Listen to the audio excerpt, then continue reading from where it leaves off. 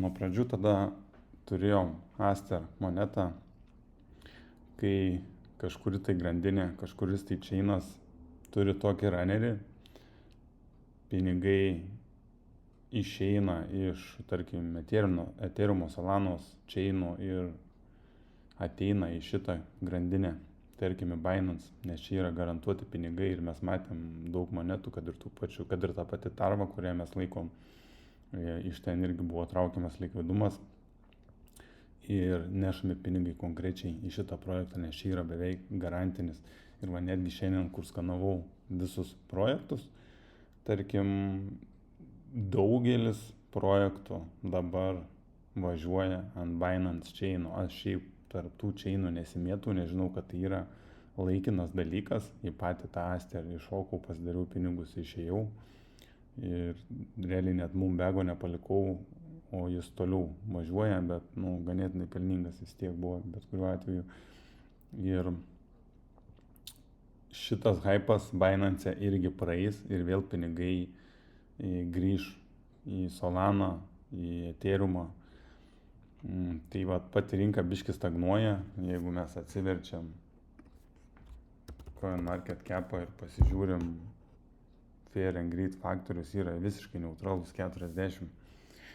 Tai aš noriu supirkinėti toliau kripto, kas liečia didžiasias monetas. Iš Asterio uždirbau pinigus ir dabar alokaciją darau visiškai į kitas monetas. Žinoma, Ethereumą. Kažkas čia treidina, gali shortint. Manau, kad visas tas bull runas, apie kurį mes tiek ilgai kalbam ir tiek ilgai laukiam, prasidės kažkur lapkričio mėnesį ir tęsis apie 4-6 savaitės, galbūt iki kalėdų, ir po to mes turėsim krešą, korekciją. Tai aš asmeniškai įsivaizduoju, kad lapkričio gale noriu būti pardavęs visą savo portfelį maksimaliai su tuo, kuriuo aš spekuliuoju. Ir